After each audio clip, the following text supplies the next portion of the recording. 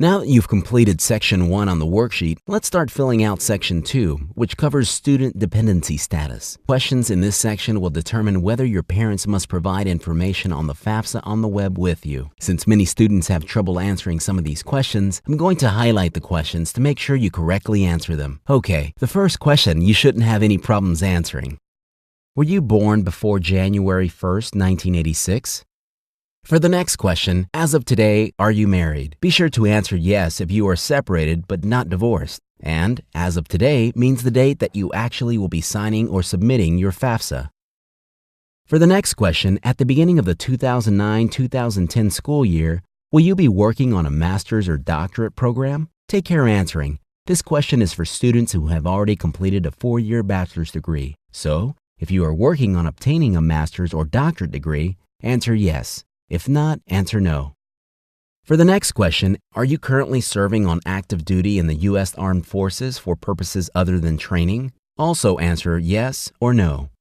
Are you a veteran of the U.S. Armed Forces? Make sure to read the entire definition before answering yes or no.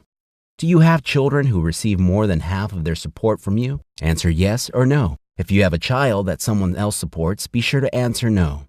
Do you have dependents other than your children's spouse who live with you and who receive more than half of their support from you now and through June 30th, 2009? Generally, these dependents will be claimed on your federal tax return as exemptions, so answer yes or no. For this question, at any time since you turned 13, were both of your parents deceased? Were you in foster care, or were you a dependent or ward of the court? If you were adopted, answer yes only if you were adopted after turning 13. Next, are you or were you an emancipated minor as determined by the court in your state of legal residence? Answer yes or no. Next question. Are you or were you in legal guardianship as determined by the court in your state of legal residence? Answer yes or no. Answer yes or no to the next question. At any time on or after July 1st, 2008, did your high school or high school district homeless liaison determine that you were an unaccompanied youth who was homeless? Answer yes or no to the next question.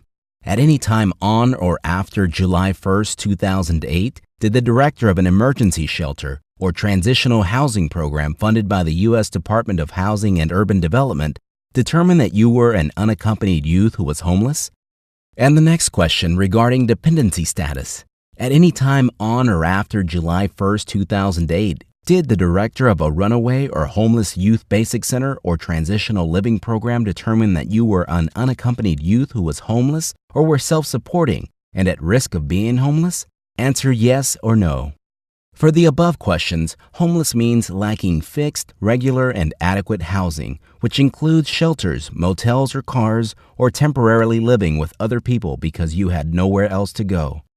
Unaccompanied means you are not living in the physical custody of your parent or guardian.